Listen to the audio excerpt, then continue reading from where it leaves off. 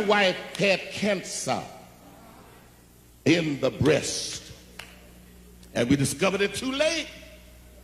Too late. Too late. They had spread it underneath the arms and into the lymph nodes, and they said only one doctor can deal with this situation. And the odds are against you. Your name is not Rockefeller. You're not Donald Trump. You're not one of the Kennedys. You won't be able to get that doctor. I said, where does he reside? I know I'm black. I know I'm an underdog. But I read somewhere where the first shall be last and the last shall be first. I read somewhere that they that wait on the Lord shall renew their strength. Oh, I read somewhere, that if you call him, you'll get an answer. Somebody ought to help me preach. I went to the doctor's office, walked in like I owned the place. Told his receptionist, I want to see Dr. Islamic. She said, who is it that want to see him? I said, tell him the bishop wants him. He came out, and I said, my wife needs surgery. They told me you're the best. The specialists are telling me you're the best. And I want you. He says, all right. And the other specialist asked me, how in the world? Man, the odds are against you. This man doesn't even deal with black folks. How in the world did you get him?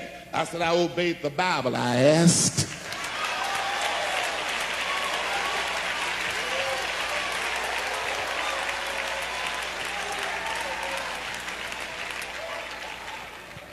Everybody that want that miracle, just lift your hand and say thank you real quick.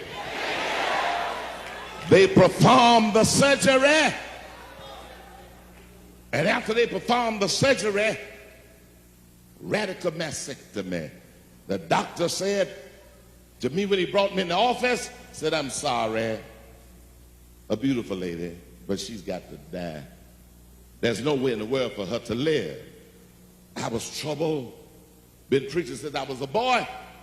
The odds were against me. All of these things are against me. I went to the church, went in my office, and I couldn't stay in the office. I was just turning, and I had on the best suit that I had. The Lord said, go in the prayer chamber. I went in the prayer chamber, and I got to praying, and I got to rolling.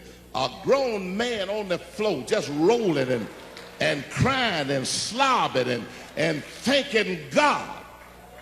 And God said, boy, go to that book you've been preaching out of. I went to the Bible and I opened it.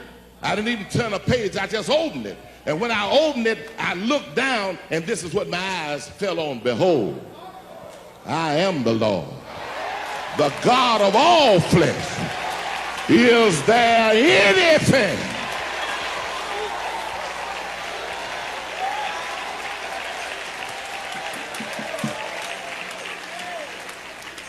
Is there anything? Somebody just help me say, is there anything too hard for God? I didn't bother to say amen. I grabbed the Bible, jumped in my car, went up to the hospital and gave it to her, and she read it. Behold, I am the Lord, the God of all flesh. Is there anything? When she read it, she said, I want to get up now.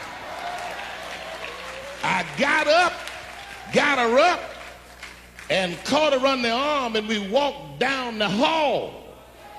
The Lord blessed her to get out of the hospital. It's been 15 years, and she's still going strong.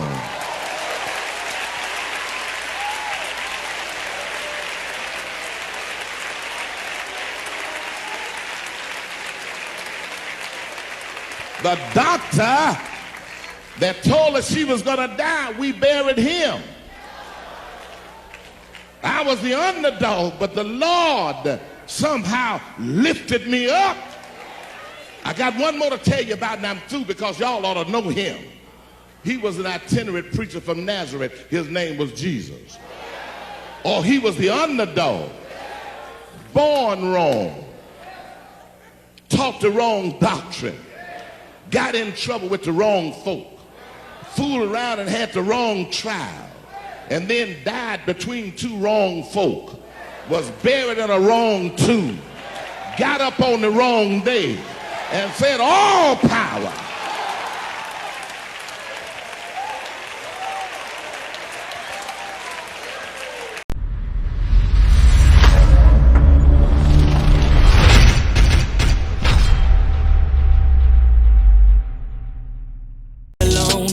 walks with me, I can't do it alone. He walks with me, I can't do it alone. He walks with me, I can't do it alone. He walks with me, I can't do it alone. He walks with me, I can't do it alone. He walks with me, I can't do it alone. He walks with me, I can't do it alone. He walks with me, never alone, never alone. He walks with me.